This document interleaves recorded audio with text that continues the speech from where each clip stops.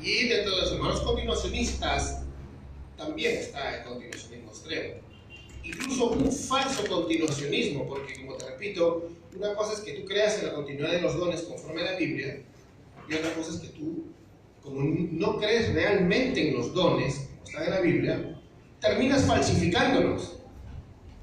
Porque, por ejemplo, los hermanos de rama pentecostal dicen de que, por ejemplo, los dones están vigentes, así como nosotros, genial.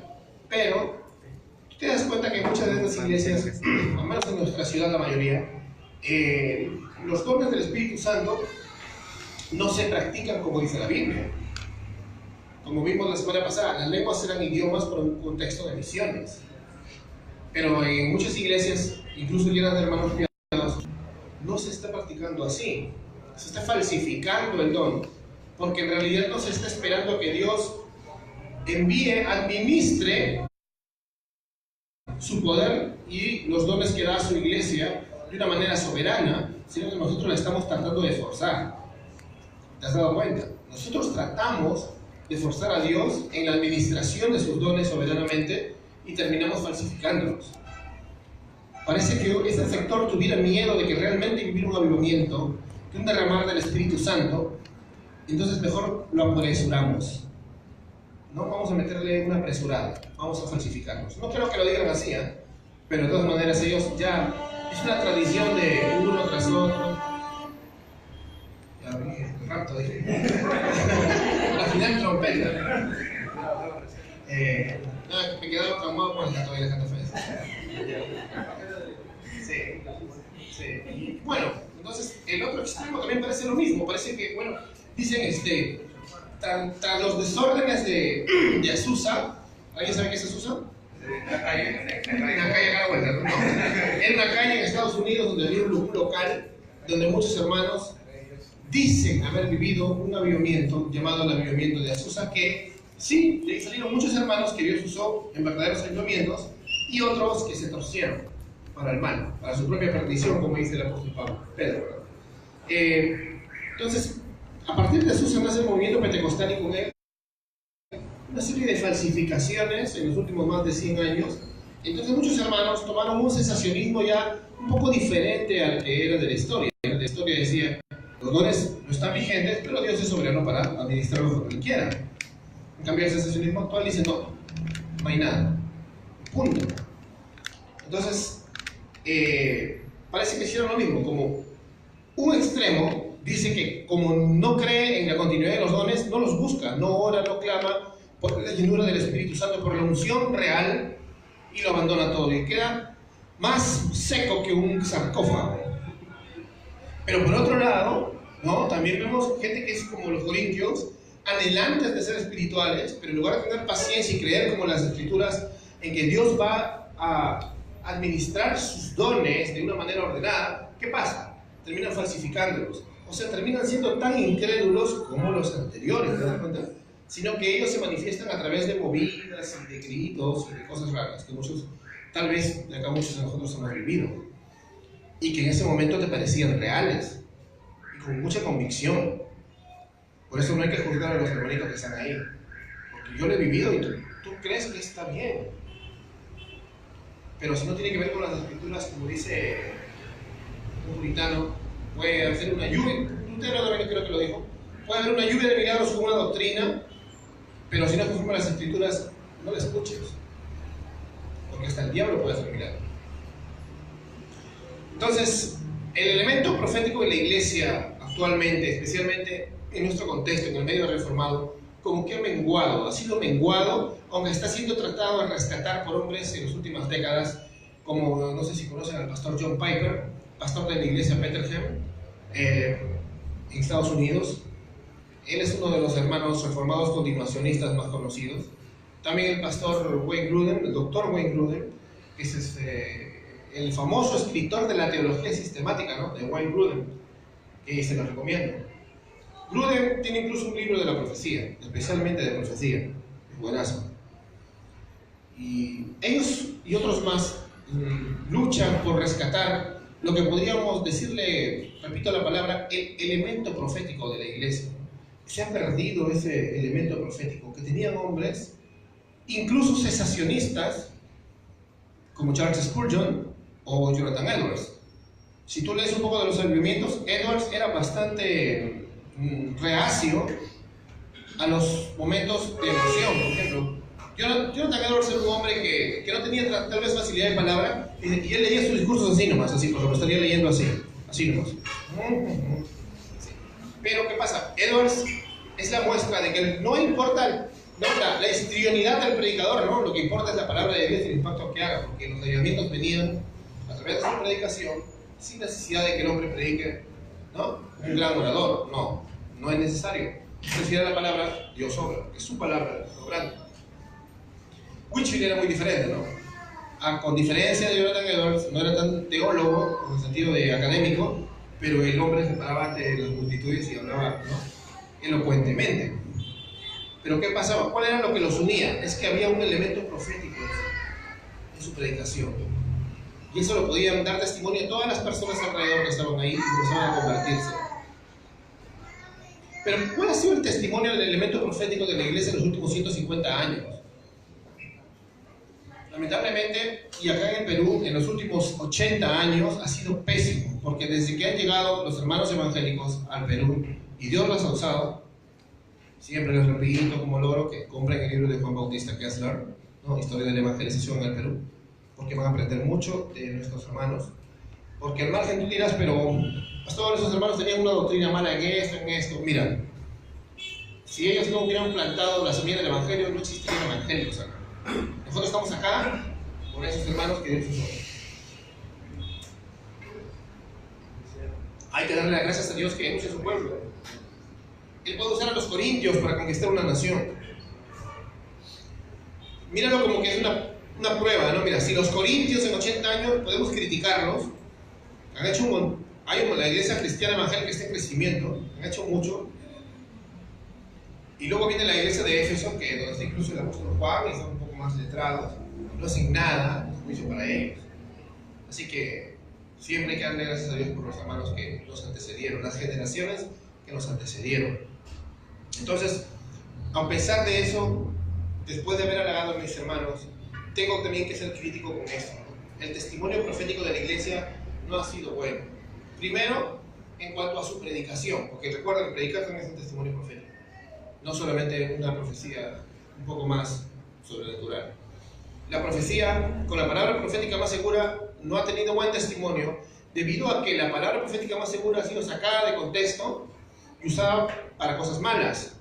Y entonces el testimonio del profeta, o sea, de la iglesia cristiana, delante de los hombres, no es buena. ¿Qué te dice la mayoría de personas cuando le dices, soy un cristiano evangélico? Creen que eres seguidor de Santana, ¿no? O sea, Santana, digamos que es lo último que ha pasado. Santana es la gota que rebalsa el vaso públicamente para la vergüenza del elemento profético mal usado. Y tú dirás, pero él es una secta, él no es parte de nosotros. Pero anda, dile eso a todas las personas que no conocen a Dios. ¿Por qué? Porque durante décadas, pastores en Lima han permitido que Santana siga llamándose pastor y no le han puesto en su sitio. Lo han dejado participar de fraternidades, lo dejan participar de las confraternidades que tienen, lo dejan participar de las asociaciones. No nos separamos de los herejes. Entonces, ¿cómo vamos a crecer si no nos separamos de los herejes? ¿Cómo vamos a dar buen testimonio? Hasta un secular, un hombre que no es creyente, analizando la situación, diría, pero digamos que la iglesia evangélica nunca se separó de este tipo y de su organización religiosa. Así que no nos vengan ahora a tratar de decir, no es de nosotros. Y le tengo que dar la razón. Santana ahorita es parte de la iglesia evangélica, porque la iglesia evangélica lo ha acogido. ¿Te das cuenta? Porque por ahí veo que dicen, no, pero es una secta, él no es parte de nosotros. Sí, pero durante los últimos 20 años los estaba invitando a tus conferencias, lo considerabas dentro de la fraternidad, y seguro porque daba una buena ofrenda. Por eso yo insto mucho a las fraternidades, incluso a nuestra fraternidad, a evaluar la doctrina de los que están incluyendo en ella. No podemos participar de asociaciones y organizaciones donde se permitan a los falsos profetas estar ahí. Si no, el testimonio profético de la iglesia va a ser nefasto, va a ser terrible. Bueno, Como introducción, entonces, tenemos que entender que hay un elemento profético, pero también que ha sido falsificado. Antes de avanzar, quiero ver quiénes fueron los profetas. Y creo que no necesito leerte todo el Antiguo Testamento para saber que el Antiguo Testamento son los profetas. La Torá, los 5 primeros libros, eran considerados por los judíos como escritos por Moisés. Moisés era profeta, ¿no? Los escritos, que son los salmos, cantares, todos los libros de Eclesiastés, son considerados escritos, que también escritos por profetas. Y los profetas en sí mismos, los ketubim en hebreo, que son los profetas mayores y menores, también, bueno, de hecho que son los profetas. También se le llama la ley y los profetas, se le llama la ley, los profetas y los escritos, como quieras. Todo el Antiguo Testamento son los profetas.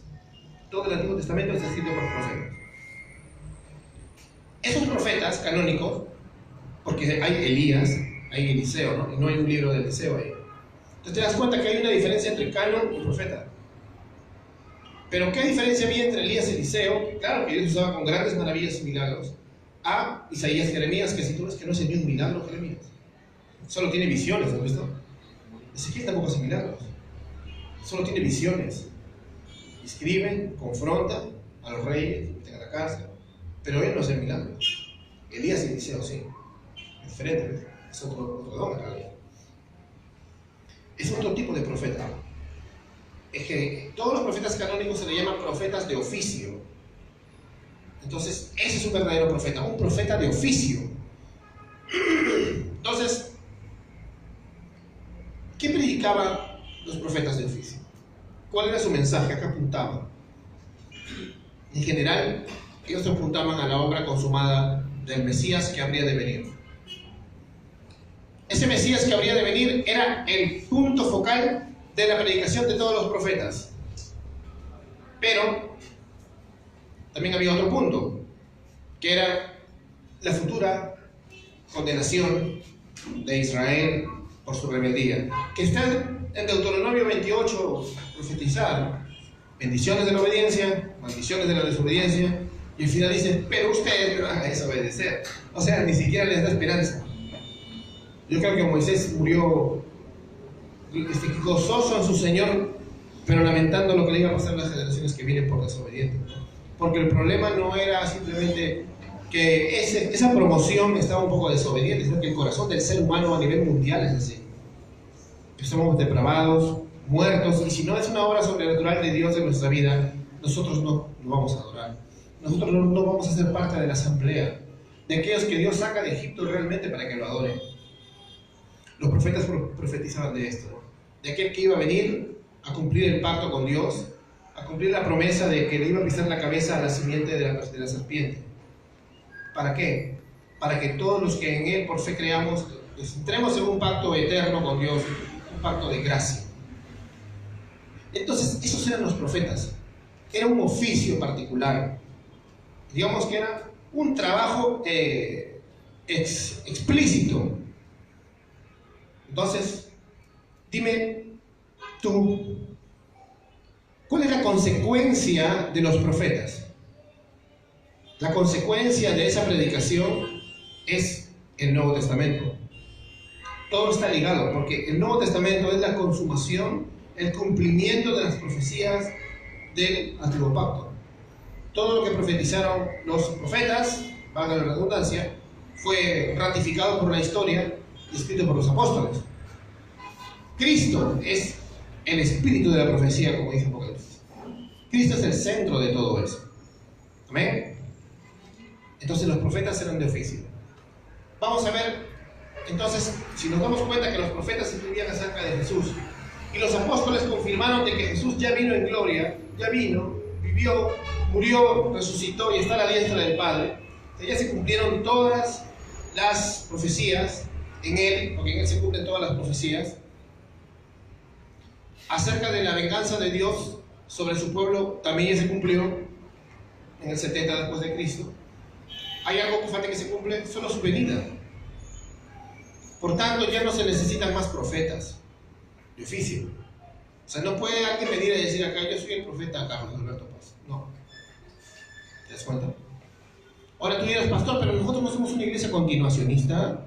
Sí, pero que seamos una iglesia continuacionista no quiere decir que vamos a sacar de contexto las cosas y vamos a decir que existen profetas. O sea, ahorita, en este momento, ahora no hay un Jeremías por ahí, no hay un Isaías, no hay un Ezequiel, no hay un Amós, no hay un Joel, no hay.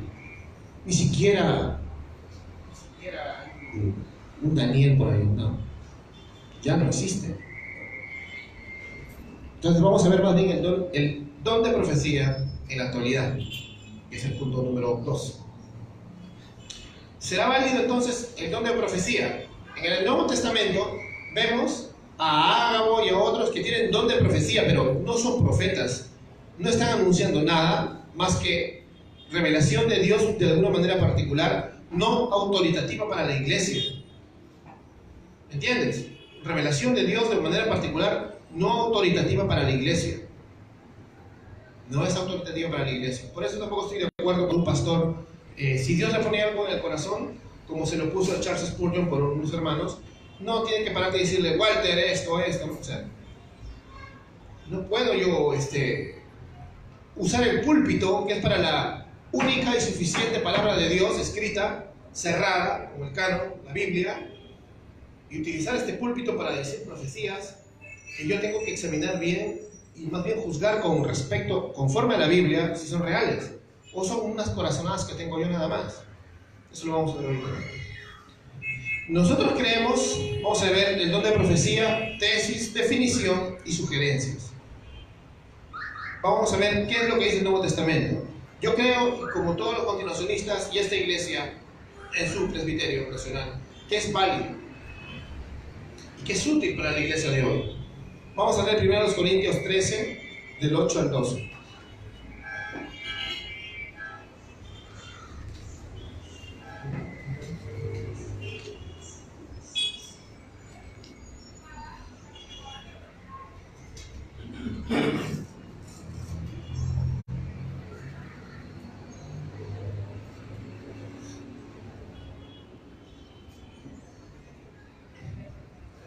Sí, del 8 al 12. Dice, el amor nunca deja de ser, pero si hay dones de profecía, se acabarán. Yo estoy leyendo en la Biblia de las Américas. El amor nunca deja de ser, pero si hay dones de profecía, se acabarán. Si hay lenguas, si hay idiomas, cesarán. Si hay conocimiento, se acabará. Porque en parte conocemos y en parte profetizamos. Pero cuando venga lo perfecto, lo incompleto se acabará. Cuando yo era niño, hablaba como un niño, pensaba como un niño, razonaba como un niño, pero cuando llegué a ser hombre dejé las cosas del niño. Porque ahora vemos por un espejo, veladamente, pero en ese entonces veremos cara a cara. Ahora conozco en parte, pero entonces conoceré plenamente como he sido conocido.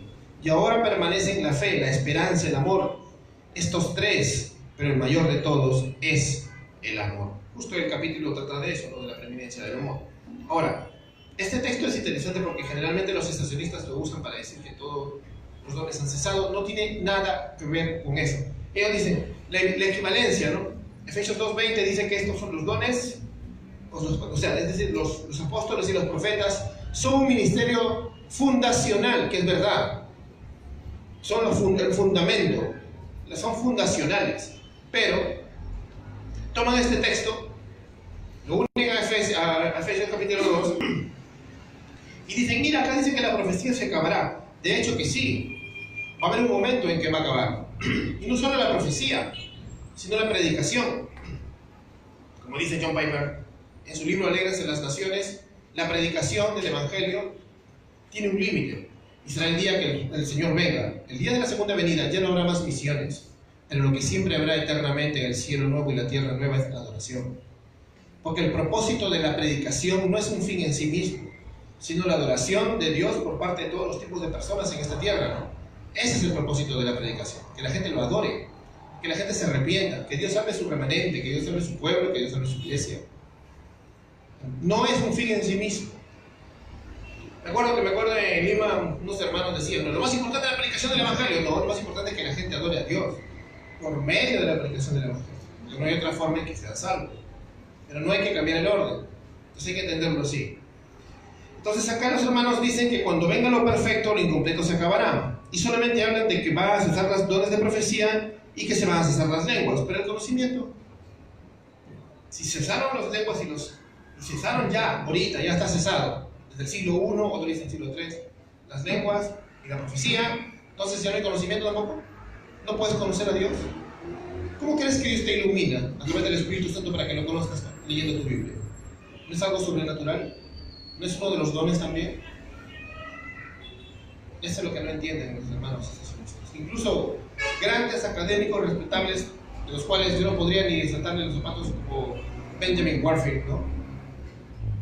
Presionado por el modernismo y por el que querían destruir el sobrenaturalismo de la Biblia, presentó una tesis acerca de su postura cesacionista, que digamos que es la base de la mayoría de hermanos cesacionistas.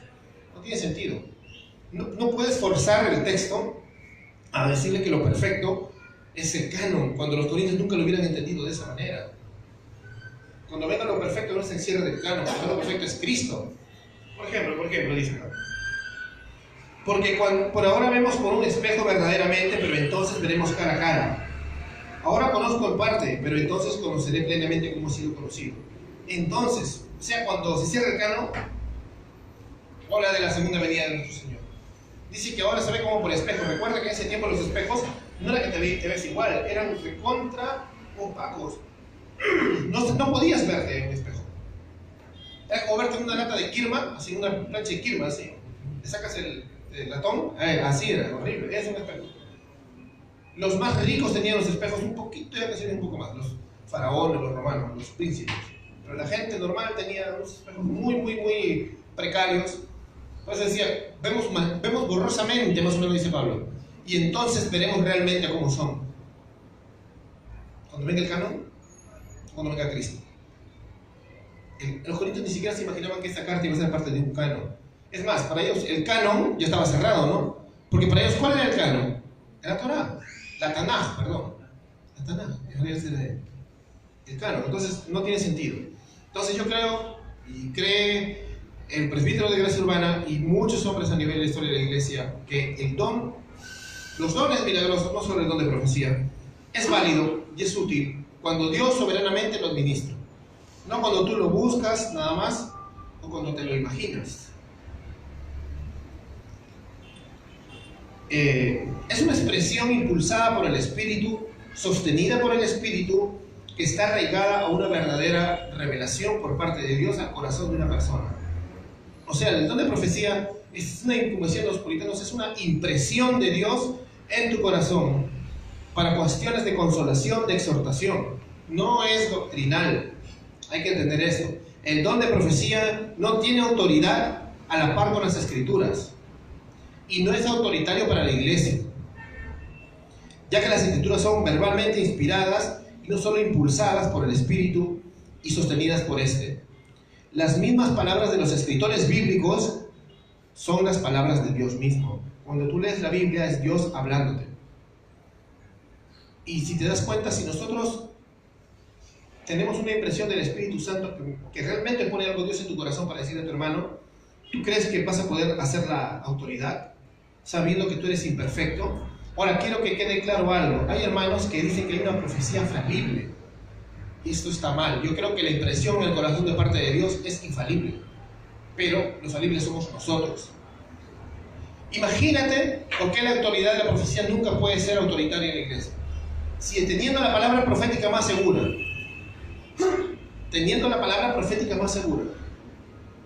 a veces no la entendemos y podemos errar en el blanco, ¿no? Tienes la palabra más segura, tienes las Escrituras. Y tú teniendo esta Escritura en tu mano y en tu corazón, porque creo que eres creyente, tú la predicas mal.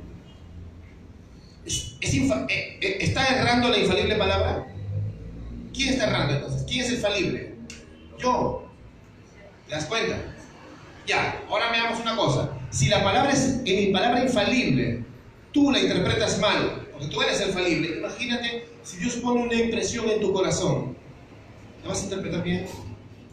¿Estás seguro 100%? Hay que por eso examinar todo lo que tengamos en el corazón para ver si es de Dios. Examinar los espíritus, dice la palabra.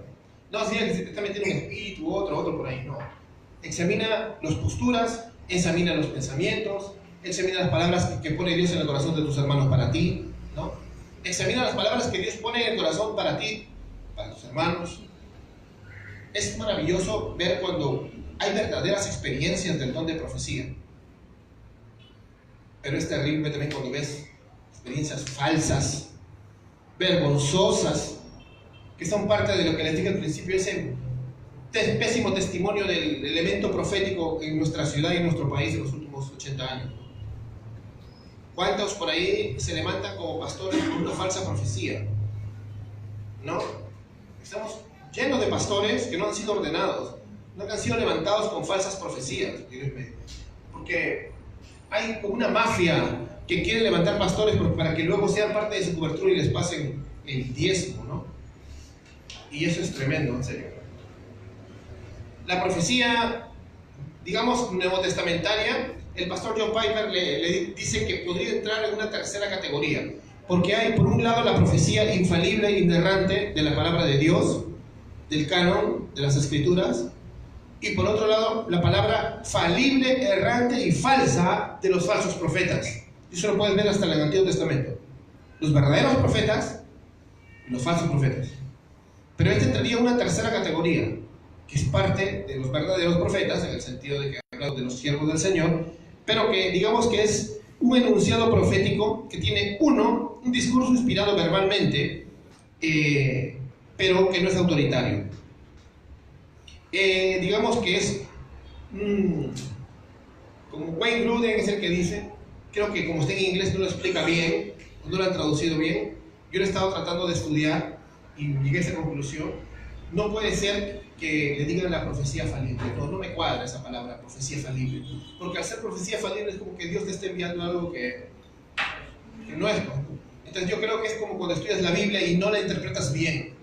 Dios pone en tu corazón una impresión en tu corazón para alguien y tú no la interpretas bien, porque tú sí eres el falible. O dime, alguien en la historia de la tierra, hay tantos misterios acá que son fáciles de discernir, ¿no? Cristo murió por nosotros, cosas así. Pero hay cosas que son más difíciles, como dice el mismo apóstol Pedro.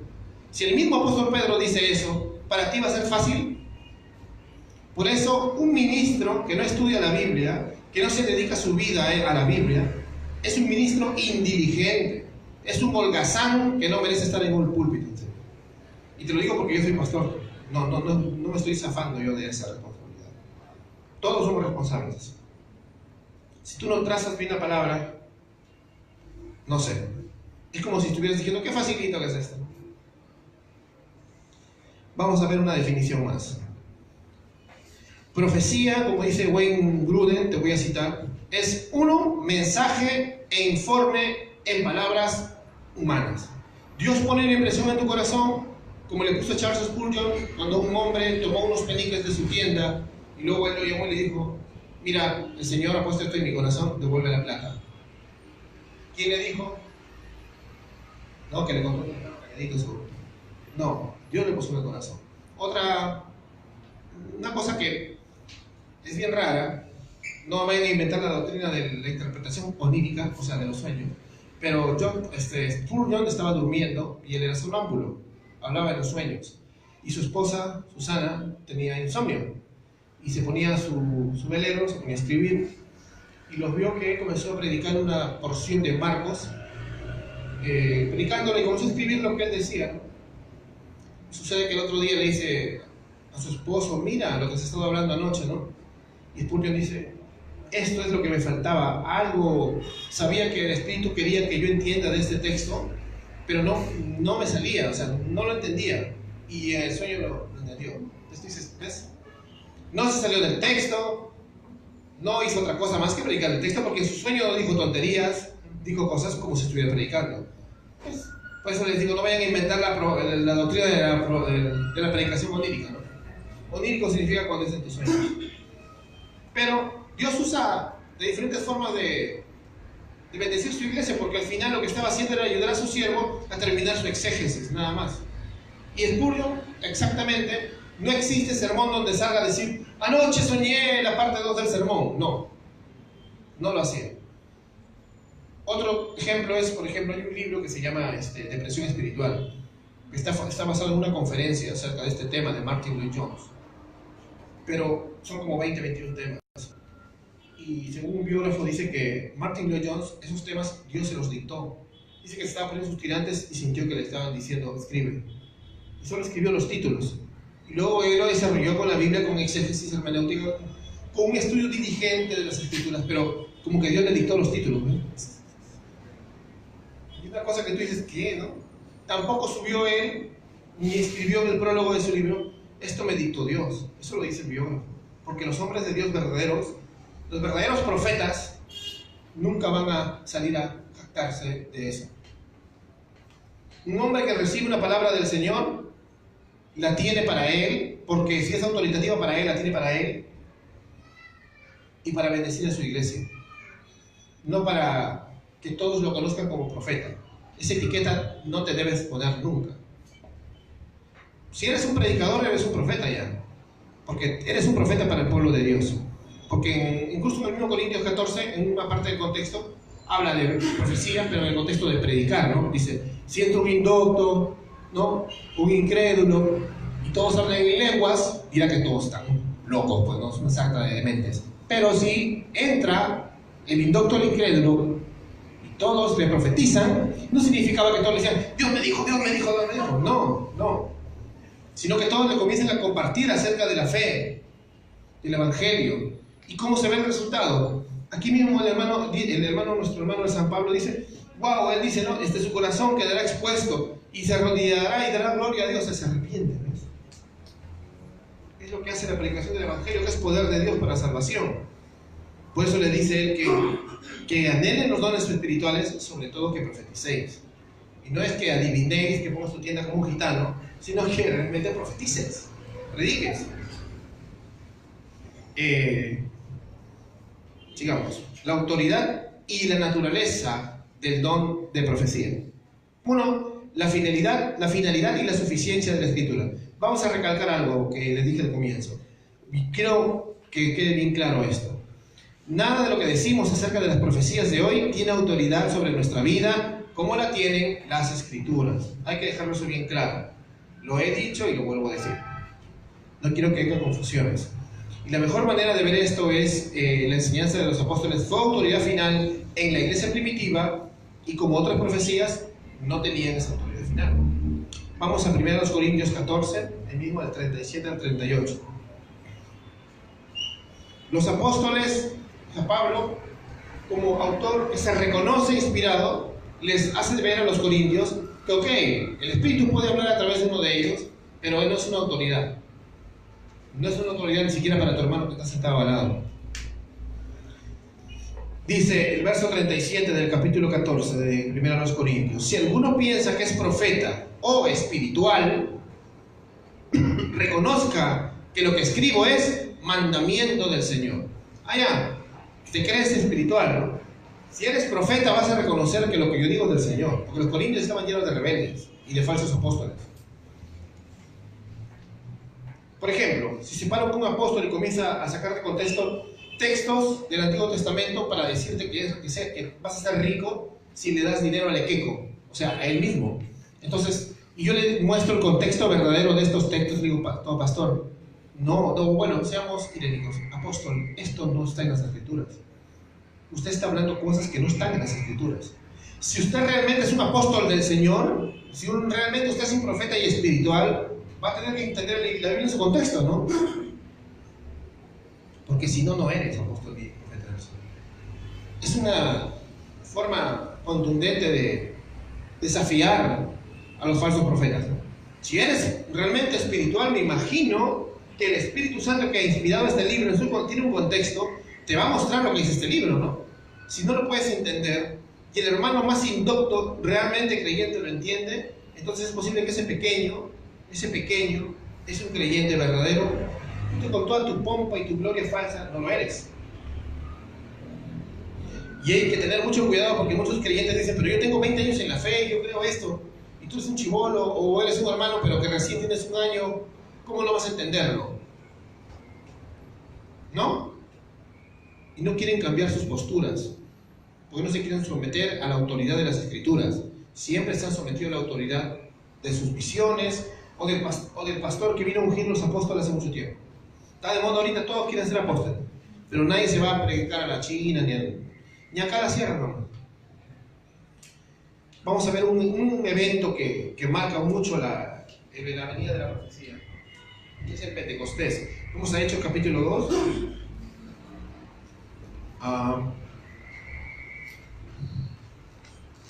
En Hechos capítulo 2,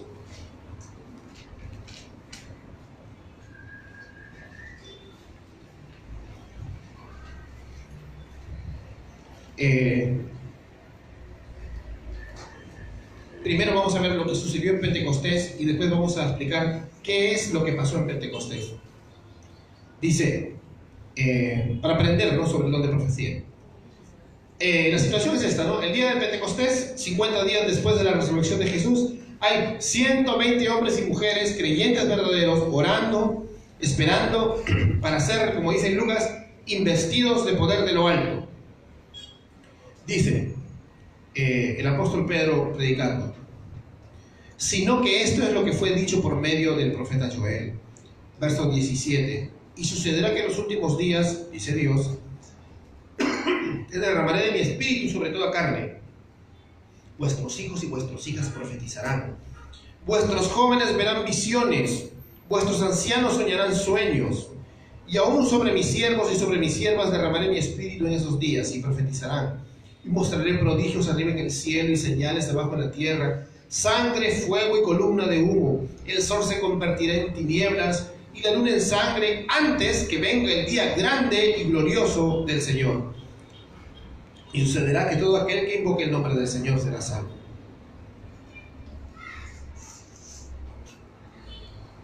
Es excelente. ¿A qué se estaba refiriendo acá? Pablo mismo nos está dando una interpretación de lo que dice el profeta Joel en el capítulo 2.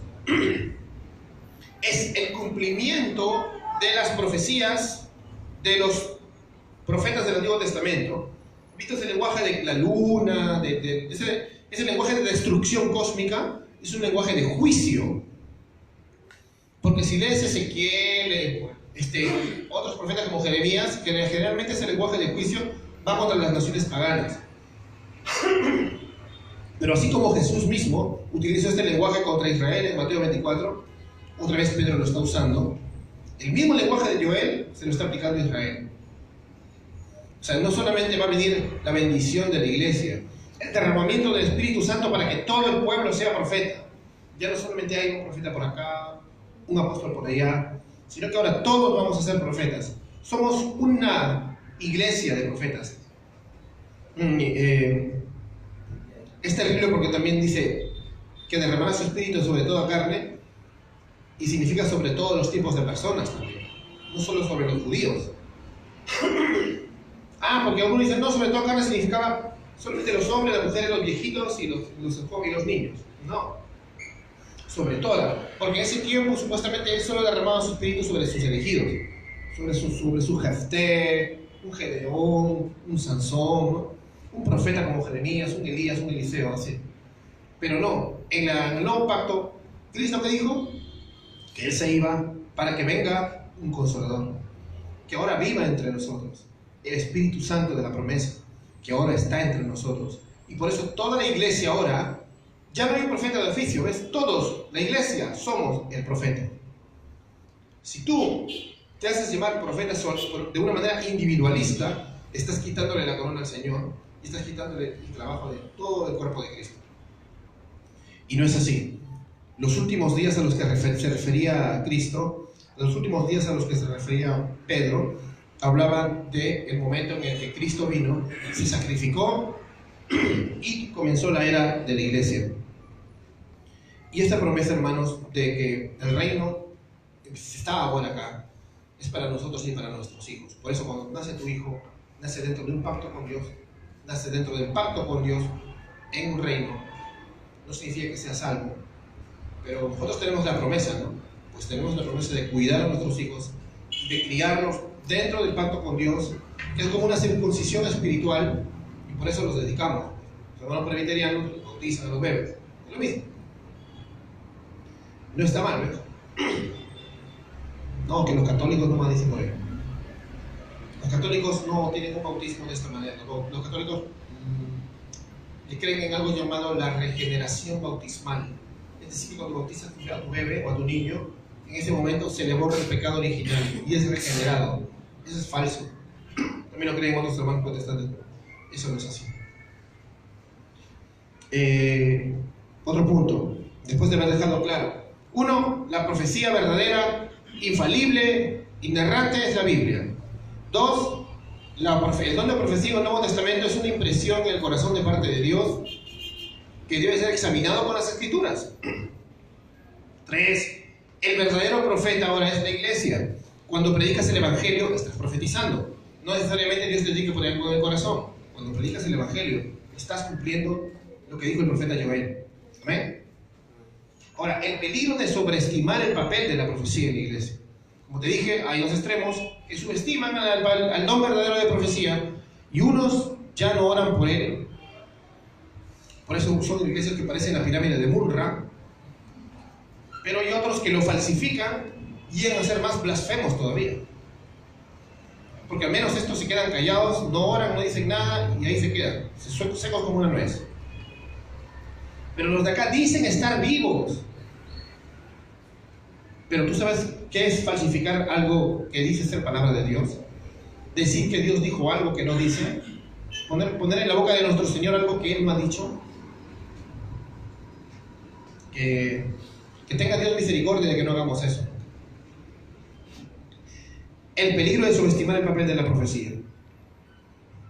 Es necesario entender esto, ¿no? Que generalmente nosotros subestimamos esto porque somos personas que no vivimos en el contexto de que queremos hacer las cosas para servir a Dios conforme a Él, su palabra nos ha dicho. A veces hay gente muy obediente ya dentro de las iglesias del Señor, gente muy obediente, pero son como un siervo que conoce lo que dice su amo, conoce la lista de check-ins que tiene que hacer para que el amo diga, wow, excelente servicio, excelente trabajo, y lo hacen. Pero eso no significa que conozca a su Señor. El día que el amo no le dé la lista de check-ins y le diga, haz conforme a mi voluntad, pero no le dé la lista de check-ins, no va a saber qué hacer. Cristo busca gente que se conforme a la imagen de su Hijo. El Señor busca gente que se conforme a la imagen de Cristo. Tú no tienes una lista de check-ins nada más, ¿no?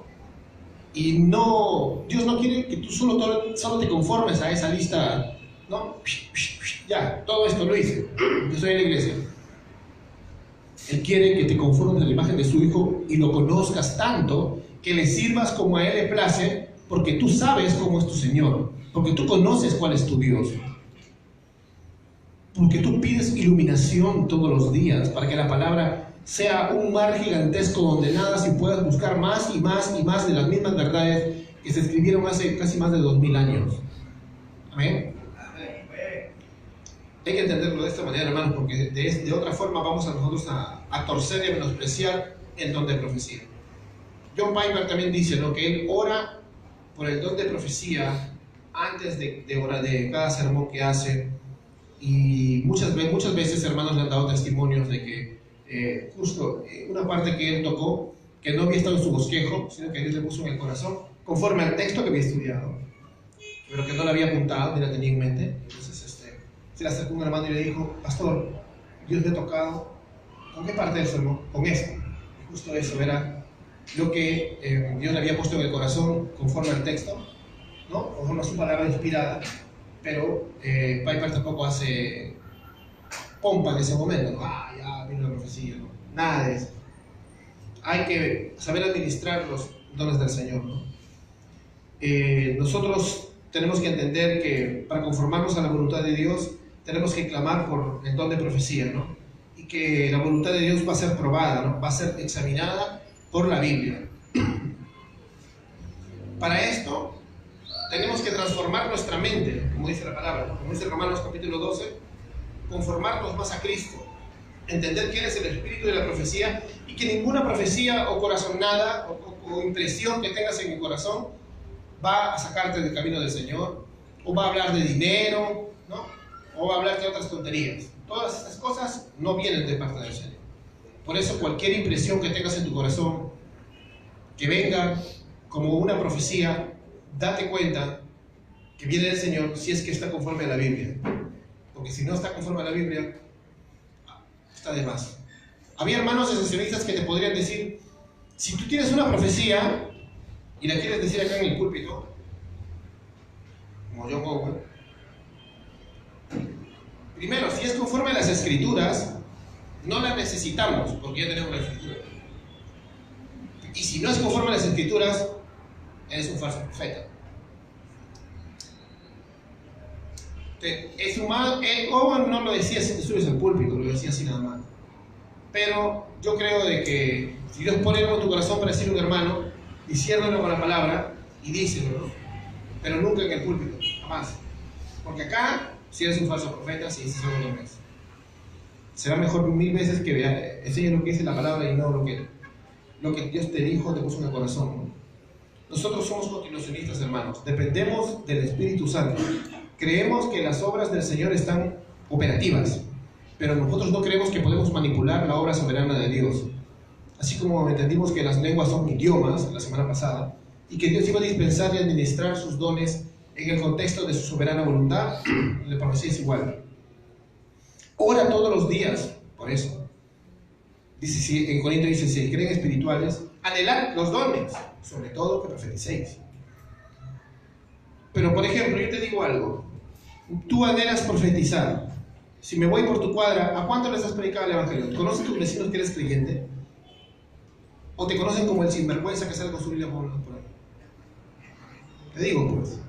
O sea, realmente anhelas profetizar y no le predicas ni a tu abuelita. O sea, ¿qué te has creído? ¿Te das cuenta? Tú anhelas profetizar.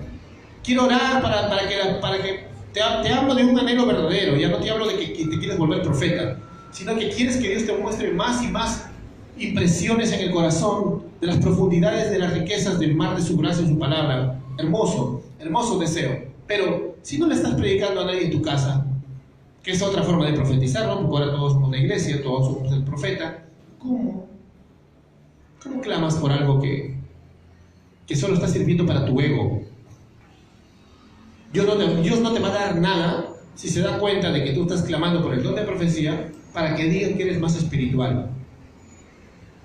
Y recuerda, como dice el apóstol Pablo, está bien, él quiere que clames por profecía, pero sobre todo predica, pues.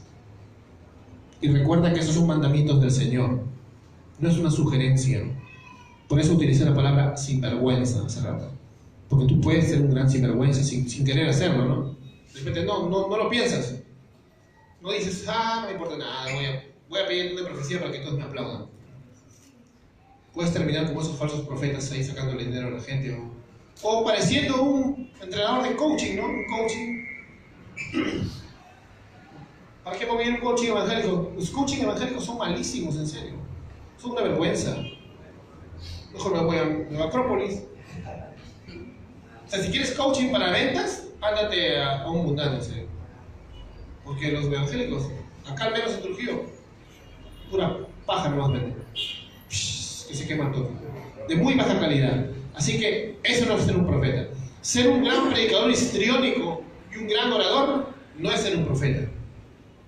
El hombre más sencillo de la iglesia, que predica el evangelio, que realmente lo predica a diestra y siniestra, que Dios usa para impactar la sociedad, que Dios comienza a sumergirlo en el mar de su palabra, comienza a mostrarle más impresiones en su corazón. El hombre que llega a la espiritualidad de la conexión con Dios más y más en oración, es posible que Dios comience a usarlo como un profeta. Mientras tanto, no te alucines ni te imagines que vas a ser profeta si no disciplinas tu vida. ¿Amén? Como hablamos hace unos sermones, las disciplinas espirituales, no te imagines que va a pasar eso. Entonces concluimos dejando bien claro, la profecía del Antiguo Testamento era un oficio irrepetible. Ya no hay profetas, ya no hay apóstoles, porque también el oficio de los apóstoles era irrepetible. Ahora, hay un carácter profético, un elemento profético, sí, que es el elemento de la predicación. Y en medio de la predicación Dios puede poner una impresión del Espíritu Santo que tendrás que discernir, y en una profecía para el pueblo. Una profecía para Trujillo, si quieres. Pero no que va a caer un cometa, esas cosas, no. Una profecía que tiene que ver con el Evangelio de Jesucristo. Con lo que Dios puede hacer a través de su poderoso Evangelio. Entonces, no hay más profetas. 2, debemos anhelar por el carácter profético de la iglesia. Oremos todos los días sin cesar porque somos una iglesia que profetiza, una iglesia que predica el Evangelio. ¿De qué sirven tantas cosas que hacemos? Estamos estudiando teología, estamos aprendiendo más, si al final solo estamos dependiendo de nuestras fuerzas y no de la ayuda del Espíritu Santo. Hay que ser sinceros y decir, Señor, ¿estoy haciéndolo en mis fuerzas o estoy haciéndolo en el poder del Espíritu Santo? O sea, ¿eres sincero contigo mismo? ¿Estás haciéndolo en tus fuerzas? ¿Estás predicando en tus fuerzas? ¿O en el poder del Espíritu Santo? Yo creo que es maravilloso si el Señor comienza a usarnos como una iglesia que realmente profetiza. Pero será terrible si nosotros llegamos a desviarnos para el extremo que se olvida de clamar por ese poder profético que tenía George Whitefield, que tenía Edwards paradito tranquilito en su púlpito, que tenía Wesley, ¿no? O que tienen hermanos del pasado que hasta incluso como Martin Lloyd Jones, o que pueden ver en predicadores actuales, ¿no? Yo veo muchos predicadores actuales, incluso hasta el muy criticado hermano que muchos miramos, Pablo Weishaupt, ¿no?